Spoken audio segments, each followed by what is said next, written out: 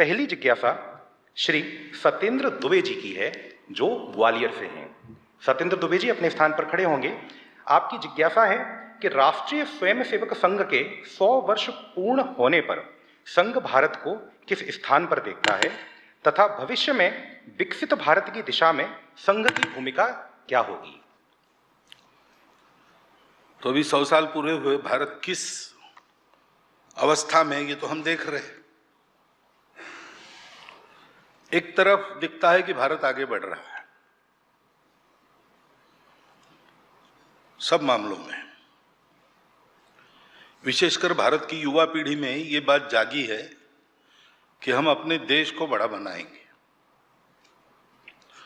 दूसरे तरफ विश्व की स्थितियां विश्व के देशों को मजबूर कर रही है कि भारत से वो कुछ सीखने की इच्छा करें। कितना सीख पाएंगे नहीं बता सकते, लेकिन कम से कम ये चिंतन तो शुरू हुआ है कि भारत से नया रास्ता मिलेगा।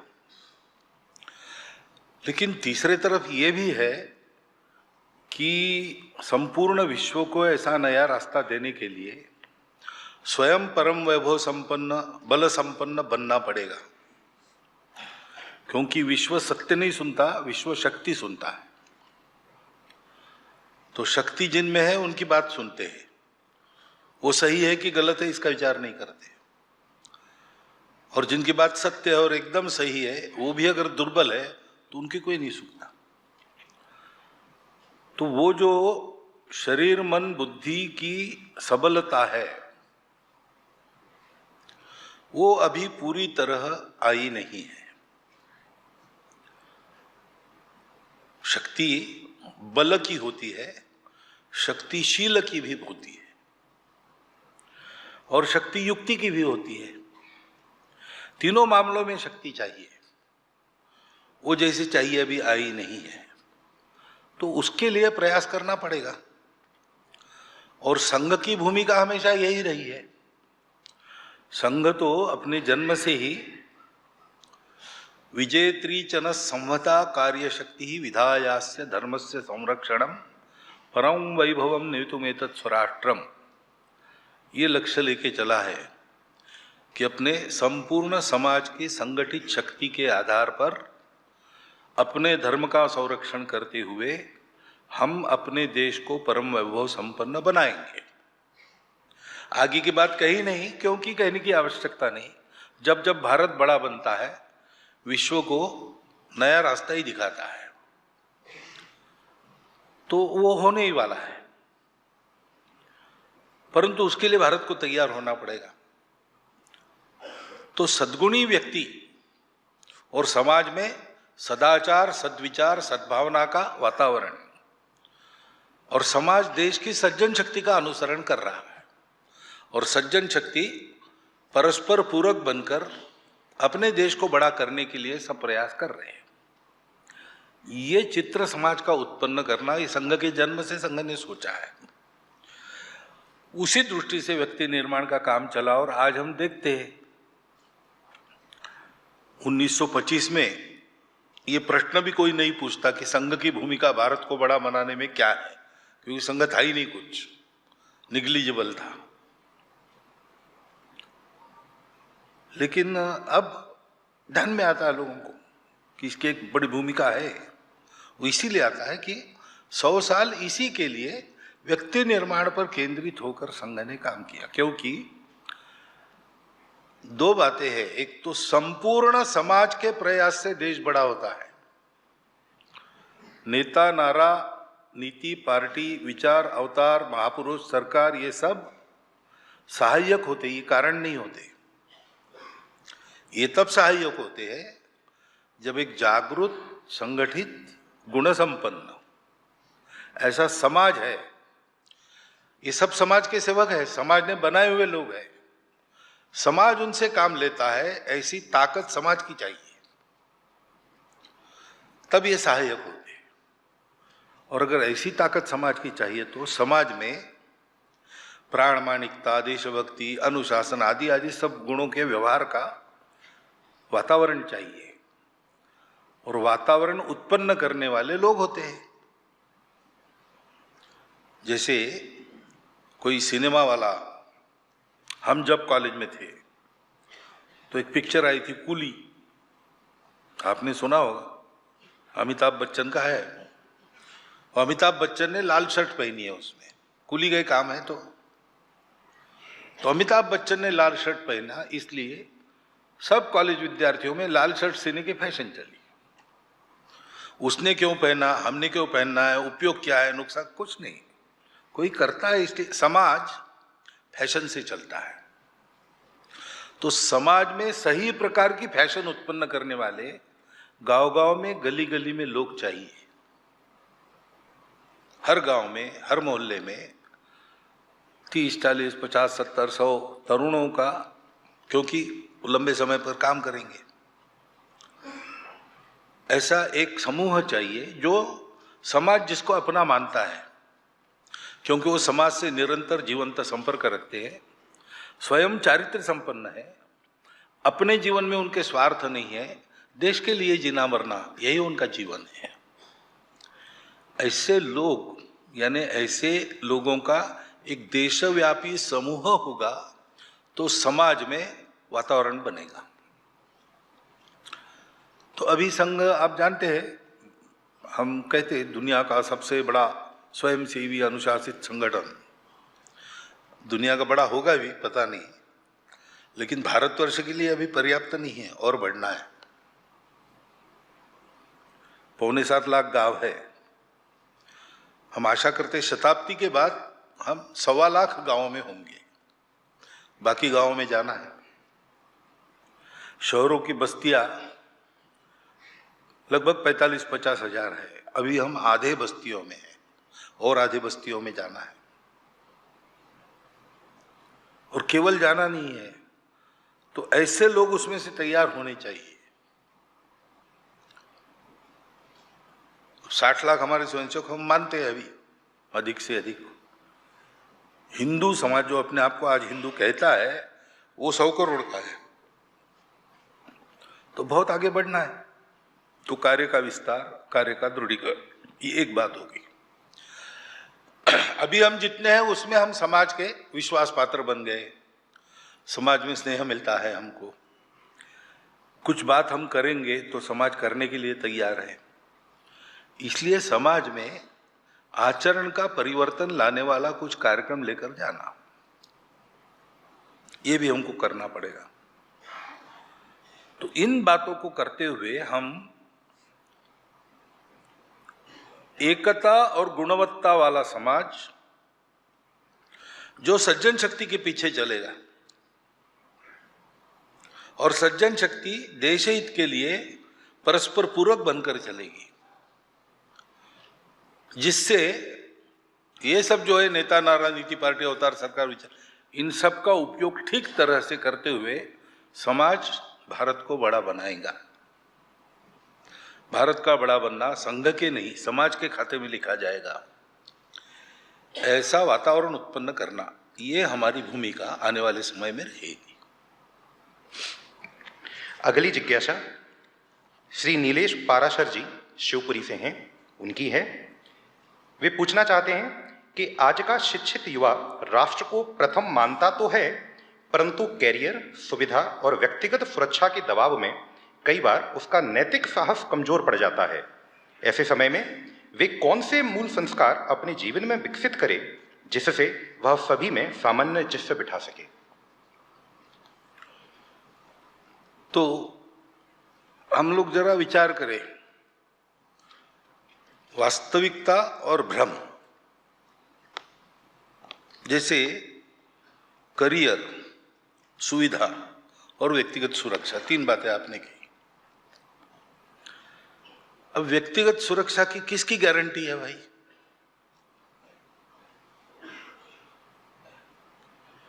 जहां हम कह सकते कि नहीं हमारी सुरक्षा होनी चाहिए, वहां तो हम चिल्लाते ठीक है, लेकिन आप रास्ते से जा रहे हो, एक ट्रक आके आपको रौंद के चला गया, किसको पकड़ेंगे आप?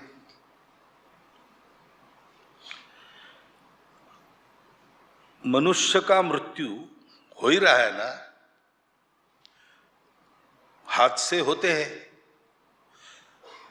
और वो कोई उसको भविष्य नहीं कर सकता, अचानक हो जाता है, होनी है, हो जाती है।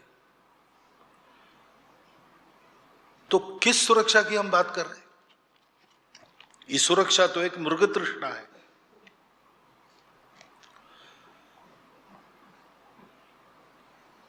तो सुरक्षा की चिंता करते हुए पशु जैसे जीवन जीना, इसके बजाय अच्छा है कि सुरक्षा की चिंता किए बिना मनुष्य जैसा जीना। पशु भी सुरक्षा की चिंता करते हैं ना। पशु कभी भी खुद होकर खतरे में पैर नहीं डालता है। उसको प्रकृति ने जितना दिया है, उसको विचार दिया नहीं है, बुद्धि दी नहीं है। प्रकृति जानती है कि ये बिना बुद्धि के नितांत असुरक्षित है, तो उसको सुरक्षा की एक समझदारी दी है जो बिल्कुल प्राकृतिक है। कभी भी कोई पशु खुद होकर खतरे में पैर नहीं डालता, लेकिन मनुष्य है जो रिस्क लेता है। और हम कहते हैं कि बिना रिस्क लिए उन्नति संभव नहीं। तो एक तरफ हम कहते हैं कि रिस्क लेनी चाहिए, दूसरी तरफ हम कहते हैं कि रिस्क नहीं लेनी चाहिए। तो ये सुरक्षा नाम का एक भ्रम है। और फिर हमारी परंपरा कहती है कि सुरक्षा किस चीज की? आपका शरीर नश्वर है, उसके साथ मन बुद्धि चली जाती है, संस्कार रहता है, जीव रहता है, जीव तो अमर है। तो गीता में यही कहा ना भगवान ने अर्जुन को, किस बात की चिंता करते हो भाई? तो एक धर्म का कार्य उपस्थित हुआ है, तुम लड़ो। मैं इनको मार रहा हूं, मेरे अपने हैं, उनको मार रहा हूं। कौन मरता है, कौन मारता है? हम सदा रहते। ये तो चोला बदलने जैसा। अब इतना श्रेष्ठ विचार जिनके पास है, ये किसी के पास नहीं है दुनिया में, हम लोगों के पास है, हिंदू लोगों के पास। वो लोग सुरक्षा की चिंता करे, ये कितनी बड़ी विसंगति है। हाँ, सजग रहे, सावधान रहे, व्यवस्थित रहे, ये बात ठीक है। लेकिन जहां सुरक्षा की चिंता नहीं करनी है, अगर सुरक्षा की चिंता सीमा पर लड़ने वाला सैनिक करने लगा तो जो इसकी रक्षा होगी क्या?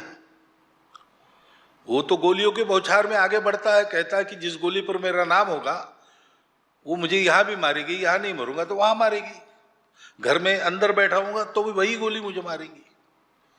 तो चिंता क्या करनी है? इसलिए व्यक्तिगत सुरक्षा, या आप कहते करियर। अब कितने लोगों का करियर बनता है? हम लोग सब तरुण हैं, आगे अपने जीवन को उन्मुख हो रहे हैं। तो करियर यानी यशस्विता, सक्सेस। तो आप दुनिया में सक्सेसफुल लोगों को गिनिए और फेल्योर लोगों को गिनिए। तो सक्सेसफुल लोगों की बड़ी, क्या कहते, दयास्पद लोगों संख्या है, होपलेस माइनॉरिटी है। वास्ट मेजॉरिटी किनकी है? फेल्योर्स की है। मेरिट में कितने लोग आते हैं? जो आते हैं उनमें से अच्छे जॉब कितने लोगों को मिलते हैं? सब लोग करियर के लिए प्रयास करते हैं, लेकिन होता क्या है, थोड़े लोगों को ही वो साध्य होता है। माता पिता अपने बच्चे की बुद्धि कितनी है, क्षमता कितनी, बिना देखे उसको डॉक्टर, आर्किटेक्ट, इंजीनियर बनाने का सोचते हैं, और जो उससे होता नहीं उसमें उसको डालते हैं, वहां वो ठोकरे खाता है, निराश होके फिर छोटा मोटा काम करके अपना जीवन चला लेता है। पहले से अगर ये समझा गया कि उसकी कहाँ रुचि है, कहाँ क्षमता है, उसमें उसको तैयार किया जाए। तो करियर क्या है भाई? करियर यानी जो भी आप करोगे वो आप उत्कृष्ट करो, ये करियर है। करियर यानी ज्यादा पैसा कमाना या ऊंचे पदों पर पहुंचना, ये नहीं है। करियर यानी जो भी हम करते हैं उसमें हम उत्कृष्ट हैं। लोकमान्य तिलक के लड़के ने उनको पत्र लिखा कॉलेज में था तब कि आप गणित के विद्वान हो इसलिए मुझे गणित लेने का आग्रह कर रहे हो, लेकिन मेरी रुचि नहीं है तो मैं क्या करूं? मैं गणित ही लूं, विज्ञान ही सीखूं, यही करूं, ऐसा क्यों? मुझे अगर जूता सिलाना है तो क्यों न सीखूं? तो तिलक जी ने उसको उत्तर लिखा कि तुमको जूता सिलाना सीखना है तो वो करो, मेरी कोई ना नहीं है, तुमको जिसमें रुचि है, जो अच्छा लगता है वो करो, लेकिन याद रखना जूता सिलाना सीखोगे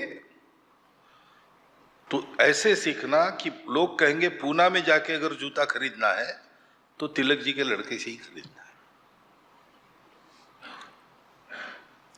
करियर की चिंता करते तो हम स्वतंत्र होते क्या? भगत सिंह, चंद्रशेखर आजाद, ये सब लोग अपने अपने करियर में व्यस्त हो जाते हैं, हम गुलाम ही रह जाते, और गुलाम लोगों का कोई करियर नहीं होता। आपको पता है टाटा ने सबसे उत्तम ताला बनाया। अब उस समय ब्रिटिशों का राज था, अंग्रेज सरकार को बताना पड़ता था, उनकी अनुमति से वो अधिकृत होता था। जमशेदजी टाटा जो भारत के नागरिक थे, उन्होंने बनाया, लेकिन उनका रिजेक्ट हुआ क्योंकि दूसरा एक अंग्रेज था, उसको अवसर देना था, अंग्रेजों का राज था। इससे मोहभंग होकर जमशेदजी टाटा ने सोचना शुरू किया, उनको विवेकानंद मिल गए जहाज पर, दोनों की चर्चा हुई और भारत भी फौलाद के उद्योग में आगे जाए, इसलिए उन्होंने अपनी इंडस्ट्री शुरू की। गुलाम लोगों का करियर नहीं होता, हम गुलाम रह जाते अगर वो चिंता करियर की करते तो। इसलिए ये जो बात है ये भ्रम है। सुविधा, अब कितनी सुविधा चाहिए आपको? सुविधा से सुख मिलता है क्या? ऐसा नहीं मिलता है। एक राजा था ना, वो दुखी था और वो जिसको पूछता था सब ठीक है तुम्हारा, सुखी हो, वो कुछ ना कुछ दुख बताता था। तो उसने प्रधान जी को कहा कि भाई कोई सुखी आदमी, क्यों चाहिए आपको सुखिया? तो महात्मा जी ने बताया मुझे एक, कि तुम सुखी आदमी की कमीज पहनोगे तो तुम्हारा दुख चला जाएगा, तो एक सुखी आदमी ढूंढो, उसकी कमीज लाके दो। तो साल भर ढूंढा सब लोगों ने, अंत में प्रधान जी ने आकर कहा कि महाराज पूरी दुनिया में कोई भी सुखी नहीं है, लेकिन हमने परिश्रम किया, हमको एक सुखी आदमी मिल गया। तो राजा ने कहा लाओ उसका कुर्ता। तो महाराज यही बात है, उसके पास कुर्ता नहीं है, वो सुखी है। तो सुविधा, मैं संघ का प्रचारक हूं, नगर प्रचारक था, जिला प्रचारक था, तो एसटी में हमको खड़ा होके घूमना पड़ता था, स्टेट कॉन्फ्रेंस।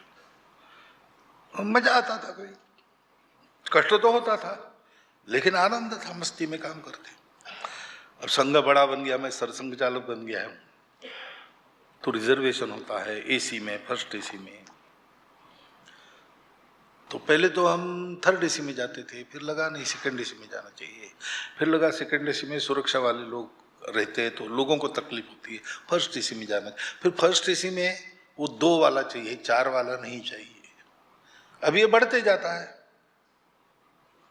सुविधा की आदत ये बढ़ते जाती है। ऐसे ही मैं चला तो आगे इस जगह पहुंच जाऊंगा कि मैं कहीं प्रवास ही नहीं करूंगा, जिसको मिलना है मेरे मिलने आए। किस काम होता है क्या? नहीं होता है। ये सारी मृग तृष्णाएं हैं, करियर, सुविधा, सुरक्षा। अपना काम उत्कृष्ट सीखना चाहिए, यश से परहेज नहीं, यश कमाना चाहिए, लेकिन असली जीवन सार्थक जीवन है। सार्थक जीवन है अपनी सुरक्षा को खतरे में डालकर। जवान आयु में विवेकानंद मर गए, चंद्रशेखर आजाद मर गए, बुरी हालत में मर गए ना। एक बजी के बगीचे में पुलिस ने घेर कर गोलियों से मारा, अपनी गोली से मर गए उनसे छूटने के लिए। ये सारे लोग आप देखो कम आयु में अपने परिश्रम के कारण या ऐसी लोगों की हिंसा के कारण मर गए।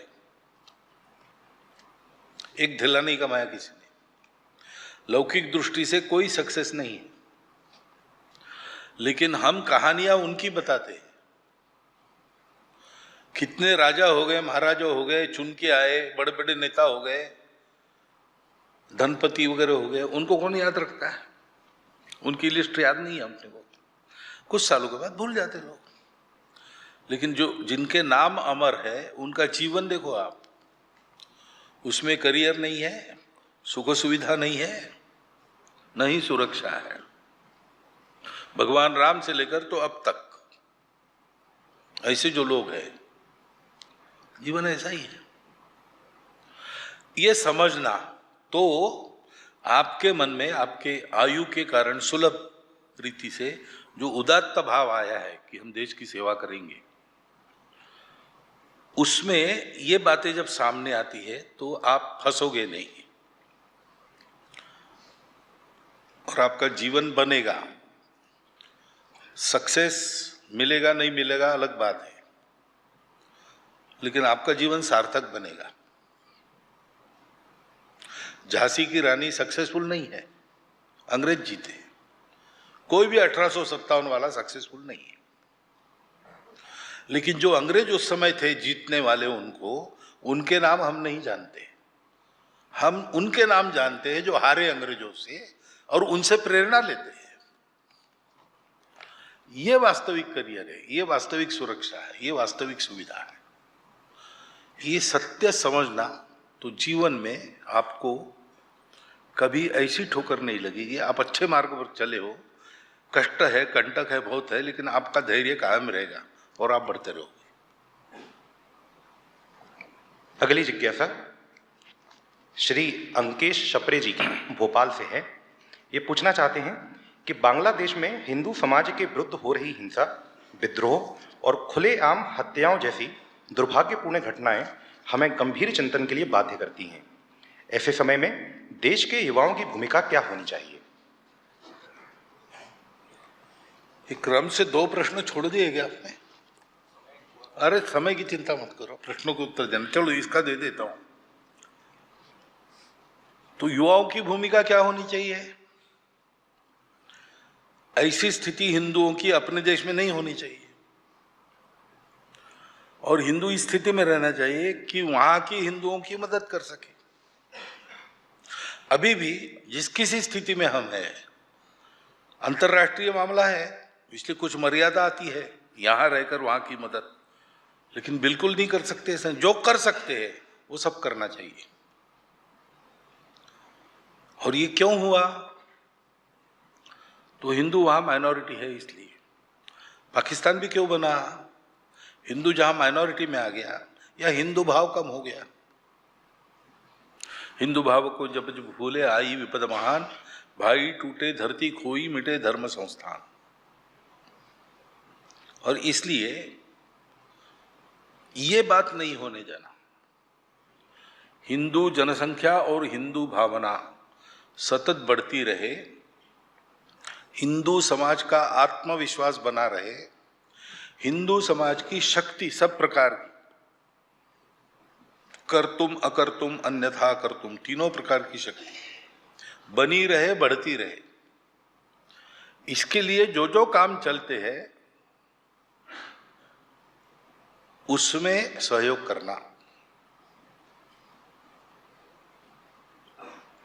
हिंदू आगे बढ़े, हिंदू हिंदू रहकर आगे बढ़े। नहीं तो ऐसे संघर्ष समय में हम संघर्ष करते हैं तो हमारा संघर्ष गीता के तत्व के अनुसार होता है ना, हिंदुओं का। युद्धस्व विगत ज्वरा। हम युद्ध करते हैं, सही सत्य की स्थापना के लिए करते हैं, वरना हमारा कोई दुश्मन है नहीं। हमारी दुश्मनी करने वाले लोग हैं, लेकिन हमारा कोई दुश्मन है नहीं। हम तो दुर्योधन के भी सुयोधन कहने वाले हैं, लेकिन इसका मतलब हम उसका दुराचार सहन करेंगे ऐसा नहीं है। तो अगर दूसरा संभव नहीं है कुछ उपाय और मारना ही पड़ेगा तो मारेंगे भी, परंतु दुश्मनी से नहीं मारेंगे। ये दुनिया के जीवन में बाधा उत्पन्न करने वाली बात है। इसको नष्ट करना ही इलाज है, इसलिए नष्ट करें। तो हम हिंदू रहकर ये सब हो,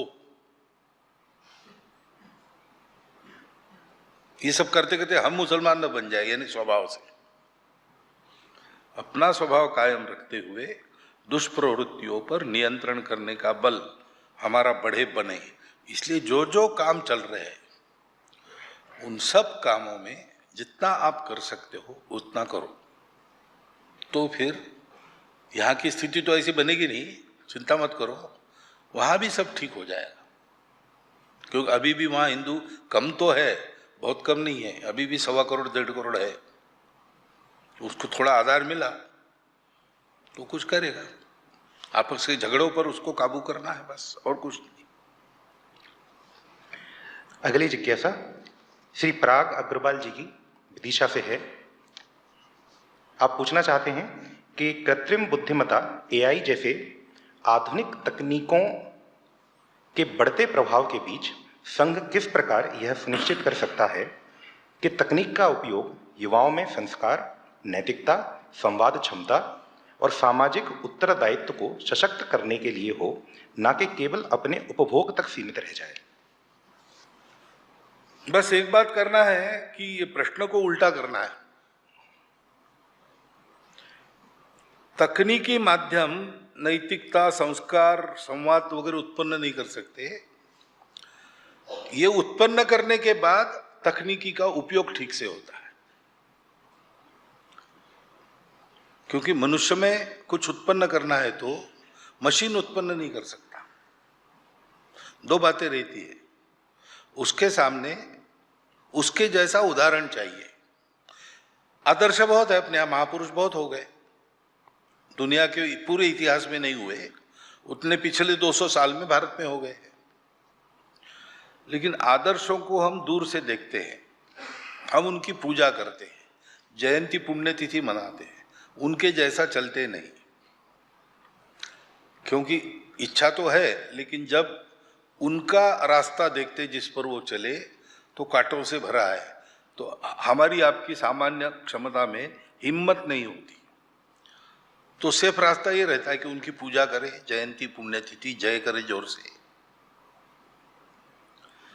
लेकिन हमारे में से ही कोई अगर उस रास्ते चल रहा है तो फिर हमको लगता है कि मेरे जैसा ही है, लेकिन मेरे से आगे बढ़ गया 5 कदम, मैं भी जा सकता हूं, मैं भी उसके जैसे ही हूं। तो ऐसे साथी उदाहरण चाहिए, और कोई भी होने से नहीं चलेगा। जो उदाहरण है वो अपना आप्त चाहिए, मित्र चाहिए, उससे मन का संबंध चाहिए। तब अच्छे लोगों की संगति से अच्छे लोग बनते हैं। और इसलिए ऐसे लोग जब बनते हैं तो फिर वो तकनीकी का उपयोग भलाई के लिए करते हैं। अपने यहाँ सुभाषित है ना, विद्या विवादाय धनम मदाय शक्ति परेशान परपीडनाय खलस्य। दुष्ट लोग हैं तो विद्या का उपयोग विवाद के लिए ही करेंगे, धन का उपयोग करके मदमस्त हो जाएंगे, तकलीफ देंगे लोगों को। और शक्ति है तो किसी को भी धक्का मार के चलेंगे। ये दुष्टों का है। लेकिन साधो हो विपरीतम एतत्, अच्छे लोगों का इससे उल्टा होता है। ज्ञानाय दानाय च रक्षणाय, विद्या का उपयोग ज्ञान बढ़ाने में करते हैं लोगों का, धन का उपयोग दान करने में करते हैं, और बल का उपयोग दुर्बलों की रक्षा के लिए करते हैं। तो मनुष्य कैसा है उस पर तकनीकी किसी चलेगी। मनुष्य अणुशक्ति खोज ली उसने, तो मनुष्य का विध्वंस करने वाले अस्त्र खोज लिए, क्योंकि लड़ाई में था। मनुष्य में बैर है, इसलिए अणुशक्ति का उपयोग लड़ाई के लिए होता है। मनुष्य में मित्र भाव है तो न्यूक्लियर एनर्जी करेगा। इसलिए प्रश्न को उल्टा करना, हम ऐसे बने तो इन सारी तकनीकी तो आएगी, उसको रोक नहीं सकते। और अच्छा है कि हम उसके मालिक बन जाए, वो हमारी मालिक न बने। और बाकी लोग उसका उपयोग करके बाकी सबको दबाना चाहेंगे, ऐसा न हो, इसलिए हमको भी उसका स्वामी बनना चाहिए। परंतु स्वामी अगर सज्जन है तो उपयोग सज्जनता से होगा। इसलिए पहले ये, बाद में वो। अगली जिज्ञासा भोपाल से श्री आशुतोष गुप्ता जी की है। वे पूछना चाहते हैं कि संघ के पंच परिवर्तन में भारत के जैन जी की भागीदारी कैसे बढ़ाई जाए। थोड़ा उत्तर तो मैंने दे दिया ना, कैसे होता है। उदाहरण चाहिए, दोस्ती चाहिए, तो जैन जी से दोस्ती करनी पड़ेगी। और उपदेश नहीं करना, उदाहरण रखना, ये करना पड़ेगा। ये करने से तुरंत, क्योंकि जैन जी इसमें से कुछ बातें, जब पंच परिवर्तन की बात आपने कही तो पर्यावरण का मुद्दा तुरंत पकड़ेंगे, स्वदेशी का मुद्दा तुरंत पकड़ेंगे, जागे है। परिवार वाले लोग कुटुंब प्रबोधन को जल्दी पकड़ेंगे। ये पांचों जो मुद्दे हैं ना, वो अविवादित मुद्दे हैं संपूर्ण दुनिया में, सर्वत्र। इसकी आज आवश्यकता लोग अनुभव कर रहे हैं। इसलिए सब लोग ये जब रखते हैं तो सहयोगी हो जाते हैं, सहमत हो जाते हैं। इसलिए ये ज्यादा कष्ट का काम नहीं है समझाना, लेकिन समझाने के लिए अपना आदमी चाहिए, और करने वाला आदमी बोले तो परिणाम होता है, तो वही करना पड़ेगा। अगली जिज्ञासा श्री ऋषभ दांगी जी विदिशा से तथा समान ही जिज्ञासा श्री मोनू रघुवंशी जी की गुना से है। वे पूछना चाहते हैं कि वर्तमान में युवाओं के मध्य व्यसन बहुत बढ़ता जा रहा है। युवाओं को नशे से दूर लेकर जाने के लिए युवाओं के मध्य में किस प्रकार सकारात्मक विमर्श खड़ा किया जा सकता है। व्यसन हानि करता है, ये तो वैज्ञानिक बात है, सबको पता है। इससे शरीर में बुद्धि की खराबी होती है, आदमी खोखला हो जाता है, ये तो प्रत्यक्ष है। तो इसको समझाना, परंतु ये तब समझता है, आदमी समझता है, आदमी जानता है, लेकिन अगर आदत लग गई तो जानने के बाद भी मोह होता है। इसको रोकने वाली एक ही बात है, मन की आदत, मन का अनुशासन, संस्कार। तो बचपन से घरों में चिंता होनी चाहिए कि सब में विवेक जागे। जो अच्छा लगता है लेकिन बिगाड़ता है, उधर नहीं जाना। जो कष्टकारक है लेकिन सही रास्ते पर चलेगा, उस पर चलना, कष्टपूर्वक क्यों न हो, चलना उस पर। सुख के 3 प्रकार बोले हैं। पहला सात्विक सुख है, उसका वर्णन ऐसा ही किया है, यत्तदग्रे विषमिव परिणामे मृतोपमम। जो पहले विष के जैसा लगता है लेकिन परिणाम अमृत के जैसा देता है। और राजस सुख है, वो अमृत का परिणाम नहीं देता, लगता है सुखी, आपको अहंकार आपका बढ़ाता है। और तामस सुख है, वो सुख जिससे लेते हैं उसको भी दुख देता है, जो सुख लेता है वो भी दुखी हो जाता है। जैसे कुत्ता हड्डी खाता है ना, हड्डी चबाता है, तो उसके मुंह से खून निकलता है, हड्डी छुपती है, तो वो खून जब रिसता है तो उसको लगता है बड़ा सुख हो रहा है, लेकिन उसका भी विनाश हो रहा है, हड्डी का तो हो ही चुका है। तो ये विवेक चाहिए कि भाई ऊपर के कष्टों से डर के अच्छी बातों को नहीं छोड़ना, और ऊपर के सुविधा को देख के बुरी बातों का स्वीकार नहीं करना। ये संस्कार चाहिए।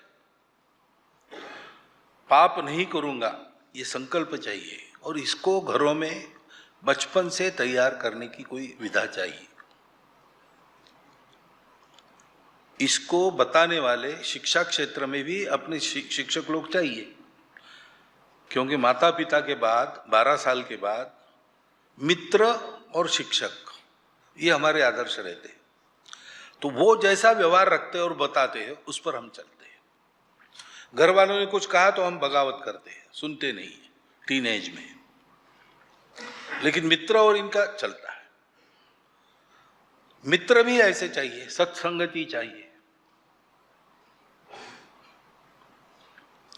इसकी व्यवस्था हमको करनी पड़ेगी, क्योंकि वस्तुओं के अधीन कौन होता है?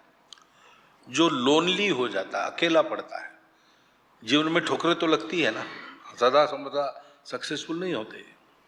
फेल हो गया, 12वीं फेल हो गया, पूरा करियर मिट्टी में जाएगा।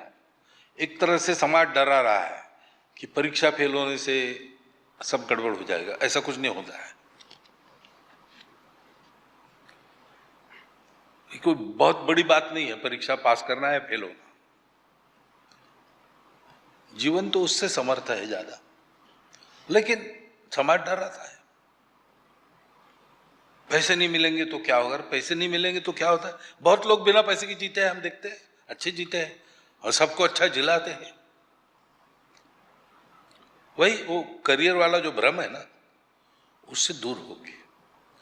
लेकिन ऐसा नहीं सोचते। तो 12वीं फेल हो गया, अब कोई बताने वाला नहीं है, कोई अपना नहीं है जिसके पास रोया जाए, तो वो अकेला पड़ जाता है। फिर उसको डर लगता है, अकेला इसका सामना कैसे करे? आत्महत्या कर लेता है। उतनी हिम्मत नहीं है तो शराब पी लेता है या ड्रग ले लेता है। ये अकेलापन नहीं होना चाहिए। आज परिवार में ये संवाद नहीं होता है बच्चों से, तो परिवार का प्रत्येक व्यक्ति परिवार में रहकर भी अकेला है। तो मुक्त संवाद चले, दोस्ती हो, और दोस्त चिंता करे अपने दोस्त की कि उसको कुमार्ग से जाने नहीं देना है, उसको सही रास्ते पर रखना है। ऐसी संगति होने से आदमी अकेला नहीं पड़ता। और अगर अकेला नहीं है तो फिर चाहे जो दुख झेलेगा, लेकिन फिर से उठेगा। ऐसे शॉर्टकट में नहीं जाएगा। दुख दूर तो नहीं करते, आपके मन में एक भ्रम पैदा करते कि आप सुखी हो, ऐसे वैसा नहीं। तो ये बातें करनी पड़ेगी। ये दीर्घकालिक उपाय है। तात्कालिक उपाय है अब काउंसलिंग करना, रिहैबिलिटेशन सेंटर्स खोलना, इसका प्रचार भी करना, स्कूल कॉलेज के बाहर इसके एजेंट्स रहते हैं उनको नियंत्रित करना, शासन प्रशासन पर दबाव लाकर वो करे कार्रवाई, ये करना। ये सारे तात्कालिक उपाय है। लेकिन इसका मूल उपाय यही है, एक संस्कार चाहिए, दूसरा अकेलापन नहीं चाहिए। अगला प्रश्न श्री शैलेंद्र जी चौहान भोपाल से है। वे पूछना चाहते हैं कि आने वाले 20-25 वर्षों में भारत के सामने सबसे बड़ी चुनौती क्या होगी और युवा उसकी तैयारी कैसे करे? थोड़ा सा मैंने कह दिया है, भारत के समाज को तैयार करना,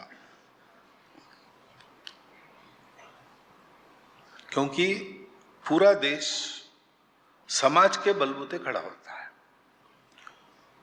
तो चुनौतियां यही है। वैसे बाहरी चुनौतियां हमारे लिए बहुत गंभीर अर्थ नहीं रखती। हमारी जो क्षमता है, पूर्वजों के कारण जो निर्माण हुआ है और पीढ़ी दर पीढ़ी हमको मिला है, हम जानते हैं नहीं जानते, तो भी हमारी ये क्षमता है कि बाहर की चुनौतियों को हम ठीक से सलट लेंगे। आज तक सलटा है। पिछले 10,000 वर्षों का इतिहास देखा तो ऐसी स्थिति किसी देश पर, राष्ट्र पर आती तो समाप्त तो हो गए ना। यूनान, मिस्र, रोमा सब मिट गए यहां से। लेकिन एक के बाद एक सब झेल कर भी हम आज भी है और आगे बढ़ रहे हैं। ये हमारी क्षमता है। परंतु अंदर की चुनौतियों को ठीक करने से बाहर का सब ठीक हो जाता है। ये हमारी क्षमता है, ये हम नहीं जानते हैं। उसके लिए हमारा वर्तमान और हमारा भूतकाल ये जानना पड़ेगा। ये हमारी क्षमता है, ये विश्वास हम में नहीं है। तो विश्वास पैदा करने वाले काम खड़े करने पड़ेंगे। इन सब बातों का गौरव हमारे मन में नहीं है, वो गौरव उत्पन्न करना पड़ेगा। तो हम इन बातों को कर सकेंगे। हम अभी पूरी तरह हम नहीं है, हम बीच में लटक रहे हैं। हम ना हम है, हम ना वो है। वो तो हम पूरा बन नहीं सकते क्योंकि भगवान ने हमको हम बनाया है।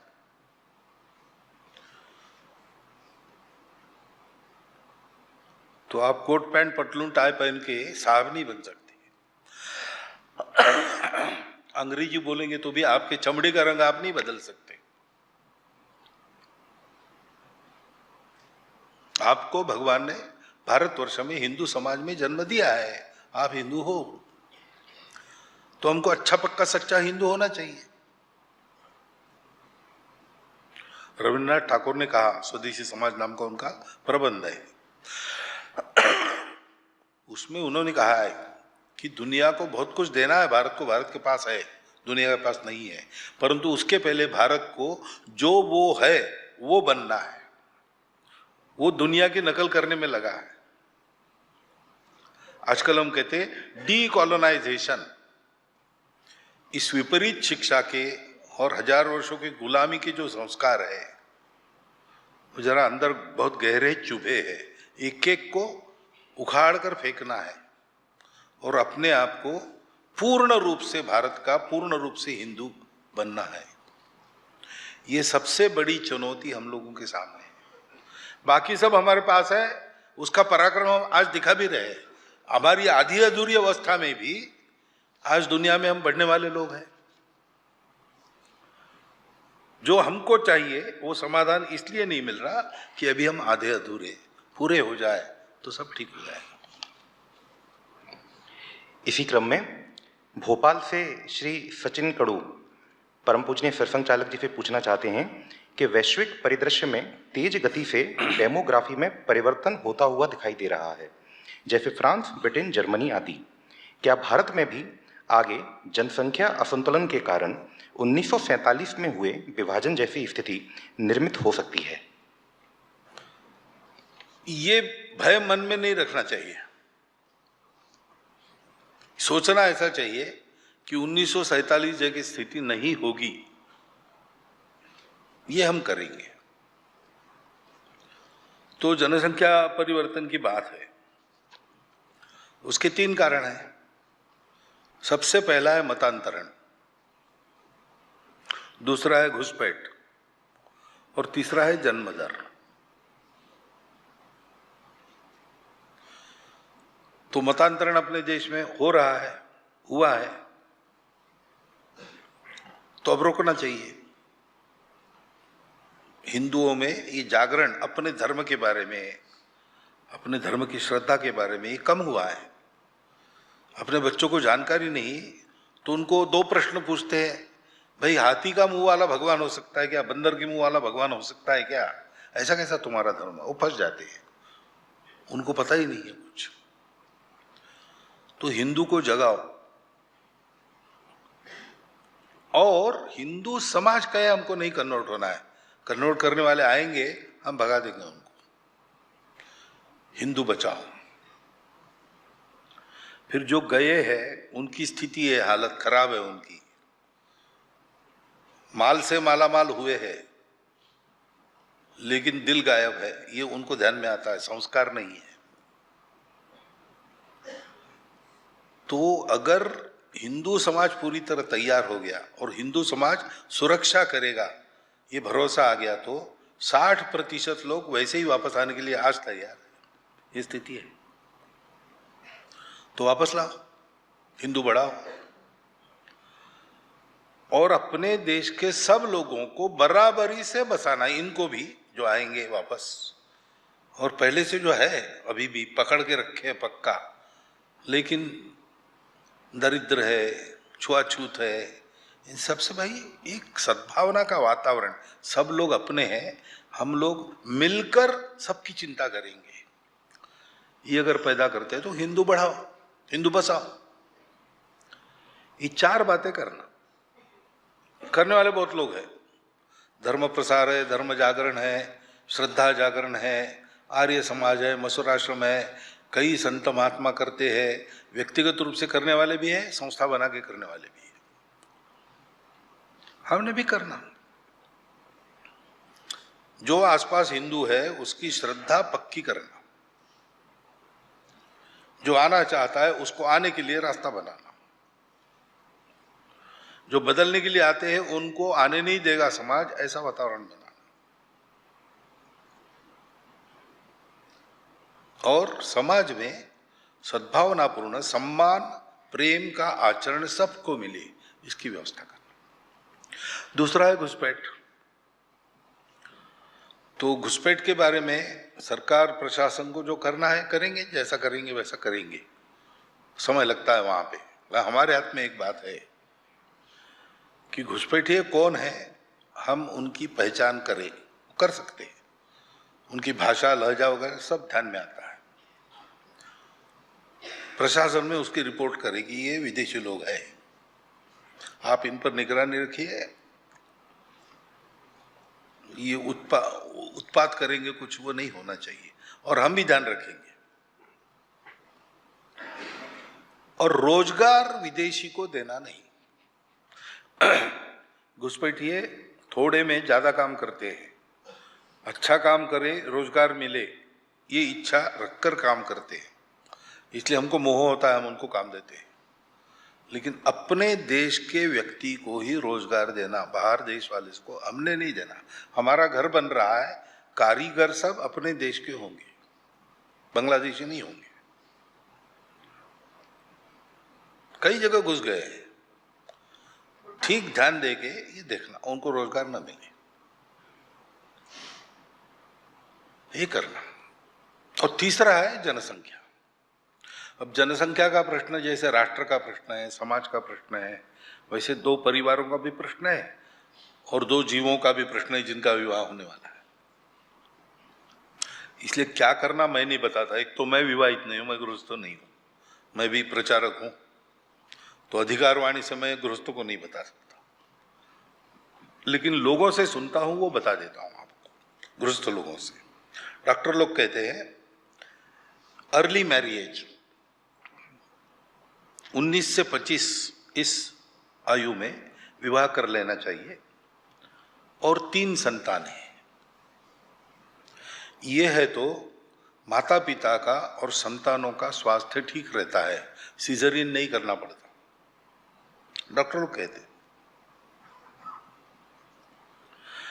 दूसरा, जनसंख्या शास्त्रज्ञ कहते हैं कि 3 से कम अगर एवरेज हो गया तो खतरा है, और 2 से कम हो गया तो विनाश है।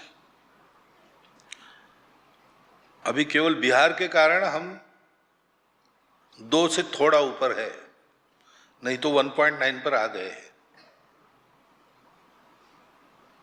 तो कम से कम 3 चाहिए। मानस शास्त्रज्ञ कहते हैं कि 3 संतानें अगर है तो वो संतानें आपस में व्यवहार में ईगो मैनेजमेंट सीख लेती है, इसलिए बाद में डाइवर्स वगैरह झंझट नहीं होते, उनका पारिवारिक जीवन सुखी रहता है। और देश की नीति कहती है, पॉपुलेशन पॉलिसी 2.1 चाहिए। तो गणित में 2.1 यानी 2 करते हैं ना, 0.5 से ज्यादा होने से 3 होता है। गणित में ठीक है, लेकिन आदमी का जन्म 2 होने के बाद होगा तो 0.1 कभी नहीं होगा, पूरा का पूरा होगा ना। तो यहां तो 2.1 यानी 2 से ज्यादा यानी 3। तो देश की पॉलिसी 3 कहती है, साइकोलॉजी 3 कहती है, जनसंख्या वाले 3 कहते हैं, डॉक्टर लोग 3 कहते हैं। अब आप सोचो क्या करना। इस जिज्ञासा समाधान के क्रम में अंतिम जिज्ञासा श्री गौरव शर्मा जी की भोपाल से है। वे पूछना चाहते हैं कि संघ की इन 100 वर्षों की यात्रा में युवाओं की भूमिका अब तक क्या रही है? अरे भाई, युवाओं की भूमिका हुई बिना 100 साल कोई काम चल सकता है क्या? संघ जब शुरू हुआ तो डॉक्टर हेडगेवार की आयु थी 35 साल। दूसरे सरसंघ चालक गुरुजी बने, वो 37 साल के थे, सरसंघ चालक बने तब। उसके बाद हमारे जैसे पुराने कार्यकर्ता तो थोड़ा आयु बढ़ गया उसमें, लेकिन शिक्षा पूरी कर अपना करियर छोड़कर सर्वत्र देश में प्रचारक युवा ही गए और पहला काम तो हिंदू समाज के बचाव का रहता है। तो कि बड़ा बूढ़ा जाकर थोड़ी लाठी सिखाएगा, तो तरुण ही करेंगे। संघ में अब सब पीढ़ियां हैं, लेकिन संघ शुरू हुआ बालकों युवकों से, और आज संघ में अधिक प्रमाण उन कार्यकर्ताओं का है जो जवान है, 40 साल के नीचे। संघ की अखिल भारतीय प्रतिनिधि सभा आप देखेंगे तो आपको काले बाल वाले ज्यादा दिखेंगे, प्रांत की बैठक देखेंगे काले बाल वाले ज्यादा दिखेंगे। पुराने कार्यकर्ता ऊपर रहते हमारे जैसे। मैं तीसरी पीढ़ी का स्वयंसेवक हूं, लेकिन अभी संघ में 5वीं 6वीं पीढ़ी के लोग नीचे काम कर रहे हैं। तो हम तो बोलते रहते, जाके आपको उत्तर देते रहते, ये करते, प्रत्यक्ष जो करना है वो करने वाला तो हमारा जवान ही है। पहला प्रशिक्षण संघ का लेने वालों की एवरेज आयु 20 से 22 साल की है, और प्रांत स्तर पर लोग आते हैं तब 40 के पार होने के बाद आते हैं। तो फील्ड वर्क जो है वो पूरा जवान करते हैं। तरुणों की यही भूमिका रही है और यही चलेगी, तभी काम बढ़ेगा। निश्चित ही इस युवा मन की जो जिज्ञासाएं थीं उनका समाधान हुआ होगा, और हम सभी के मन को एक दिशा आज प्राप्त हुई होगी।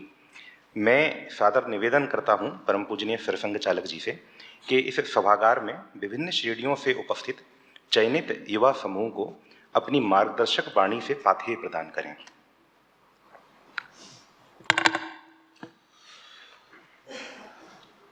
श्रद्धेय संत चरण, आदरणीय संघ चालक जी और आत्मीय मित्रों,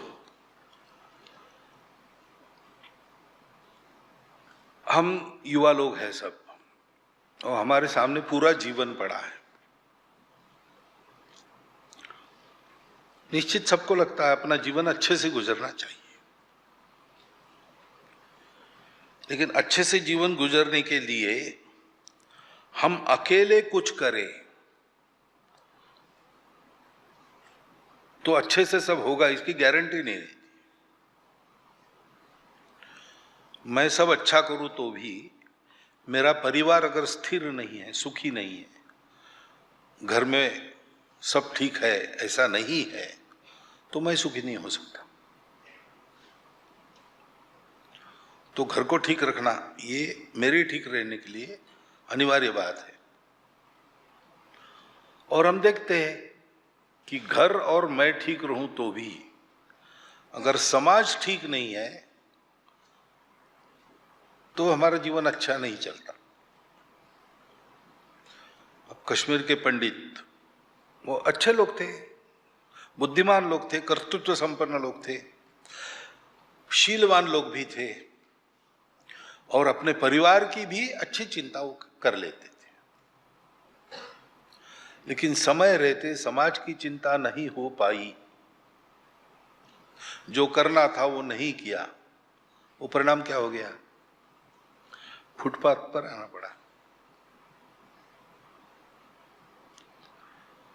तो मुझे अपनी जीवन की चिंता है, ये स्वाभाविक बात है, होनी भी चाहिए, परंतु ये समझना चाहिए कि मेरे जीवन का सुख मेरे अकेले के जीवन के सुख पर निर्भर नहीं है। मनुष्य के नाते हमको देश की, समाज की भी चिंता करनी पड़ती है। और जैसे मैं एक प्राथमिकता तय करता हूं कि हाँ मुझे चाहिए, लेकिन मेरे परिवार को चाहिए, वो पहले, उनको देकर मेरे लिए रहा तो लूंगा, नहीं तो उनको दूंगा। सामान्यतः ऐसा करते हैं हम लोग, और मान्यता तो यही है। ऐसी ही मैं और मेरा परिवार चाहिए, परंतु पहले देश, बाद में ये सब। ऐसा जब सोचा है तभी समाज आगे गया, तभी संकटों से मुक्ति मिली है। सबका जीवन तभी सुखी हुआ है, नहीं तो नहीं हुआ। और इसलिए हम लोगों को सोचना चाहिए कि हम जो विकास करेंगे, हमने विकास करना है। समाज पहले ने, व्यक्ति का विकास मत करो, परिवार का मत करो, ऐसा नहीं कह रहा हूं मैं ये कह रहा हूं कि आप अपना विकास करते समय ये सोचो कि मेरे इस विकास से मेरे परिवार और मेरे देश का विकास हो रहा है कि नहीं। वो असली विकास है। इनको छोड़ के मेरा विकास नहीं है। अनजाने में मैं विनाश की तरफ एक एक कदम बढ़ा रहा हूं। ये सोचना, और इसलिए सोचना कि मैं क्या हूं, मेरा देश क्या है, परिवार क्या है। इसकी अपनी दृष्टि, अपनी परंपरा में इसकी एक दृष्टि है। हम पश्चिम की कल्पना ले नहीं सकते क्योंकि वो हमसे बनती नहीं, वो हमारे प्रकृति के विरुद्ध है। वो हमको बिगाड़ के रख देगी और कुछ नहीं करेगी। हमको अपनी दृष्टि के आधार सोचना पड़ेगा। अपने स्व के आधार पर जो खड़े रहते उनकी उन्नति मानी जाती है। हाथी साइकिल चलाएगा और बंदर फुटबॉल खेलेंगे तो हम टिकट खरीद के खेल देखने के लिए जाएंगे, लेकिन वो हाथी का विकास नहीं है, वो बंदर का विकास नहीं है। शेर बकरी एक थाली में खा रहे हैं, अजूबा देखने के लिए हम जाएंगे, लेकिन वो विकास नहीं है। शेर का विकास वहां जंगल में है, हाथी का विकास फुटबॉल खेलने में नहीं है। ऐसे हमारा विकास किस में है? वो हमारी प्रवृत्ति पर निर्भर करता है, हमारे स्वभाव पर निर्भर करता है।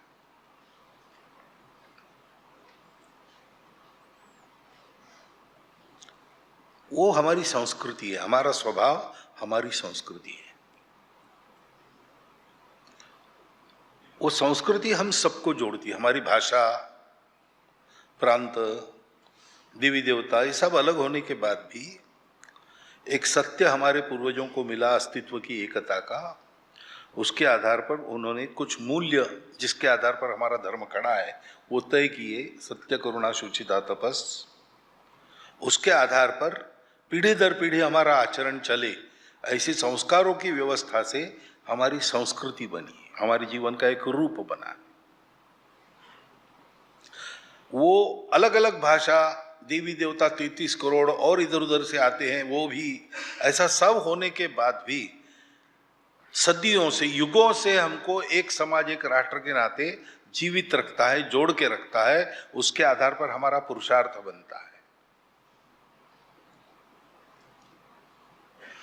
तो हमको पहले हम बनना पड़ेगा। इसका अर्थ है हम बने और अपना जीवन प्रामाणिकता से, निस्वार्थ बुद्धि से, तन मन धन पूर्वक निस्वार्थ बुद्धि से जीना पड़ेगा। देश के लिए जीना पड़ेगा, अन्य लोगों के लिए जीना पड़ेगा। अब ये बात तो आपके भी समझ में आती है और ऐसा करना भी चाहते हैं युवा लोग। वैसे भी युवा पीढ़ी में भावनाएं अधिक रहती है, उत्साह अधिक रहता है, खतरे में कूदने में डरते नहीं है। व्यवहार देखा नहीं है दुनिया का, दुनियादारी देखी नहीं है, इसलिए दुनियादारी में रस भी नहीं है। इस आज के समय की तरुण पीढ़ी को मैं देखता हूं तो ये ध्यान में आता है कि उनमें ये जगह है। तो सब लोग ऐसा चाहते हैं, लेकिन ये होगा कैसे? उसके लिए आदत करनी पड़ती है। केवल विचार है, बुद्धि है, कर्तृत्व है, व्यक्तित्व है, नेतृत्व गुण है, इससे नहीं होता। ये चाहिए सब। लेकिन अब ये राम में भी थे और ये रावण में भी थे। राम के बारे में वर्णन करने की आवश्यकता है, हमको पता है। फिर रावण का बताता हूं। वेद विद्या संपन्न था, शिव जी का अनन्य भक्त था, राज्य चल गवर्नेंस का इतना बड़ा ज्ञाता था कि धराशायी होकर गिर गया रणांग, अब मरने वाला है, तब राम जी ने भेजा लक्ष्मण को कि नमस्कार करके विनम्र होके उससे पब्लिक एडमिनिस्ट्रेशन की विद्या सीख लो। नवग्रहों की पैड़ी करके अपने सिंहासन पर चढ़ता था, इतना पराक्रमी था।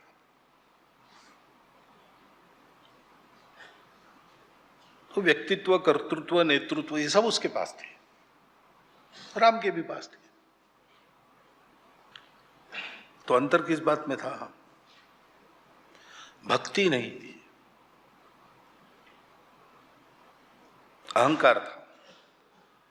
जुड़ना, भक्ति यानी जुड़ना है। हम दूसरे से तब जुड़ते हैं जब अपना ईगो हम पीछे रखते हैं। रावण का अहंकार प्रचंड था, मेरे जैसा कोई नहीं, मुझे सब चाहिए, मैं मेरा मेरे लिए बस। और श्री राम विनम्र थे सब जगह। समझदारी और भक्ति ये दो गुण बहुत आवश्यक है। व्यक्तित्व, कर्तृत्व, नेतृत्व में हमारे देश में कोई कमी नहीं है, लेकिन समझदारी और भक्ति सिखानी पड़ती है। और ये सब आदत से होता है, इसकी प्रैक्टिस करनी पड़ती है। जैसे कोई भक्त भक्ति करता है, इन्हें क्या करता है, मन में थोड़ी सी भावना है तो फिर उसको कहते कि जिसकी भक्ति करनी है उसका नाम लो भाई, रोज 3 माला जपना, तो 3 माला रोज जपता है समय निकाल के।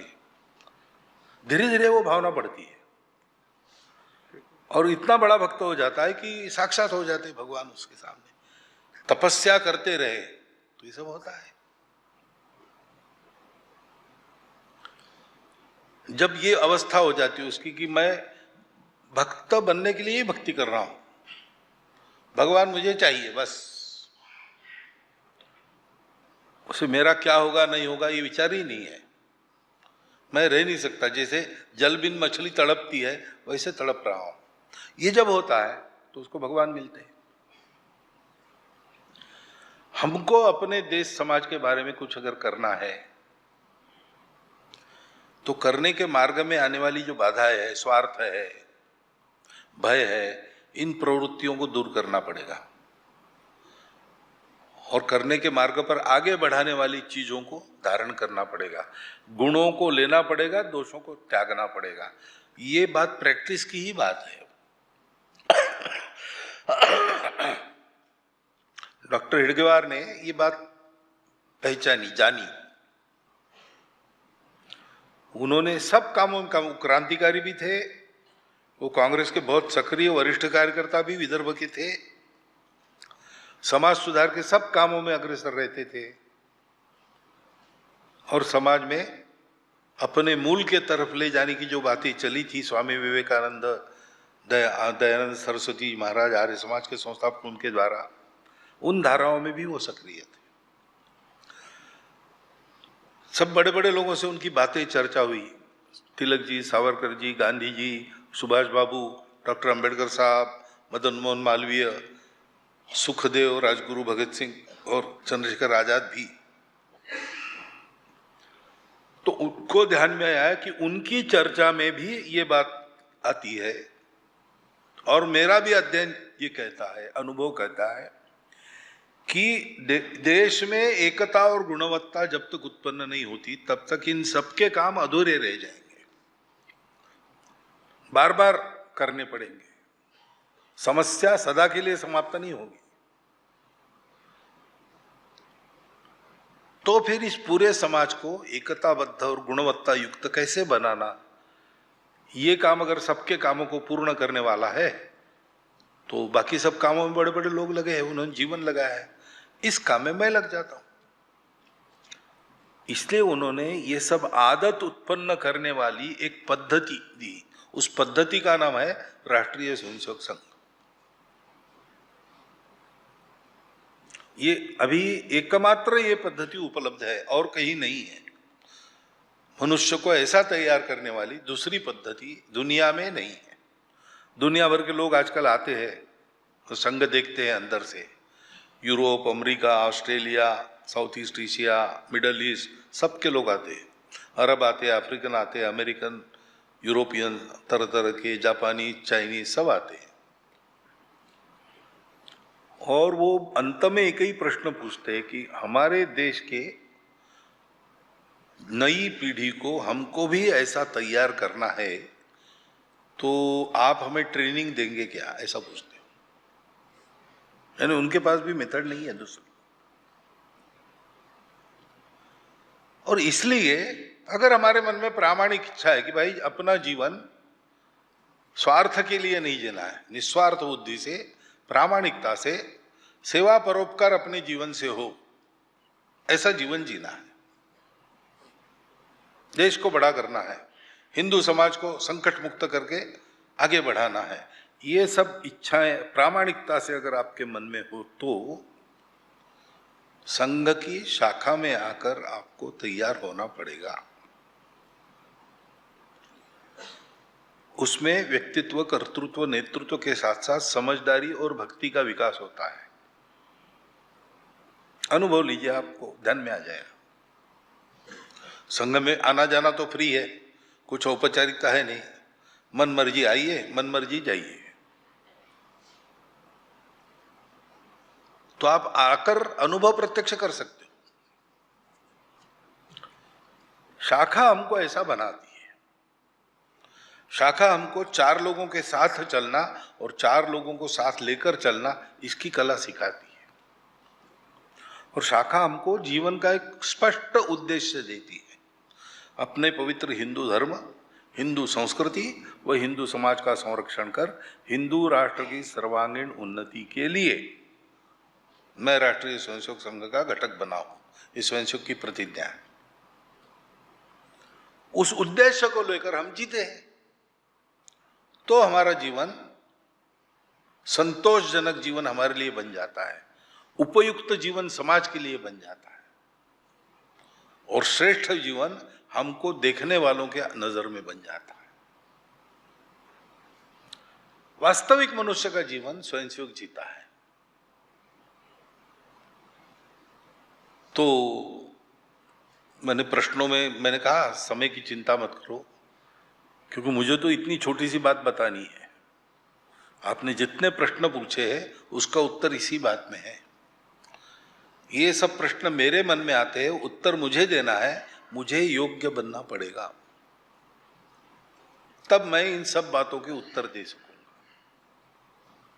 और इसलिए छोटी सी बात अंत में कि आज का प्रश्नोत्तर हो गया, एक अच्छा कार्यक्रम हो गया, ऐसा लगेगा आपको, क्या लगेगा पता नहीं, लेकिन कार्यक्रम हो गया, इससे नहीं होगा। ये अगर सब आपने मन के गहराई से पूछे हो प्रश्न, तो फिर इसका उपाय करने के लिए आपको संघ में आकर तैयार होना पड़ेगा। संघ में आकर यानी संघ की शाखा में आकर आपको तैयार होना पड़ेगा।